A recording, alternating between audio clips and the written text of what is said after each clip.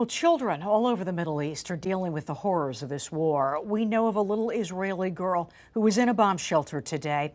October 7th, she lost the people most important to her when Hamas attacked her country.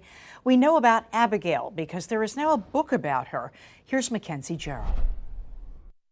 The author of that book is Abigail's great aunt. She says this is a tragic time. But right now, it is terrible what's happening.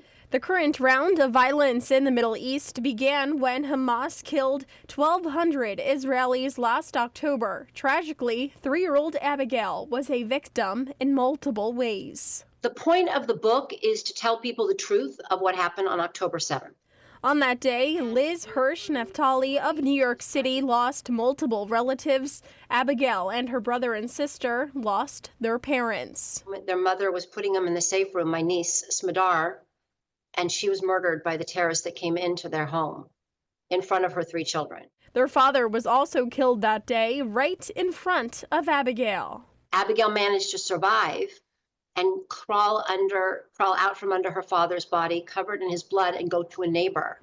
While staying with the neighbor, Naftali says the attacks continued. Hamas terrorists came in around 11 that morning, took all 5 of them, and brought them in Hagar, this woman's car, through the broken fence, across the border, and into Gaza for 51 days. All of these events inspired her book, Saving Abigail. And it basically talks about what happened that morning, and it talks about what happened to her as a hostage, what it was like for 51 days, then subsequently her coming back with no parents and no home. Their home was ruined. Naftali has been talking with members of Congress on both sides of the aisle. She says there's bipartisan support on the release of the hostages, that we all have to stay united in America for our support for Israel. It should not be a Democrat or a Republican. It's a democracy.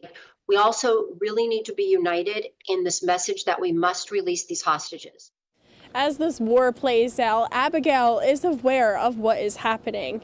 This just shows you what children on both sides of the war are enduring. In Harrisburg, Mackenzie Jarrell, ABC 27 News.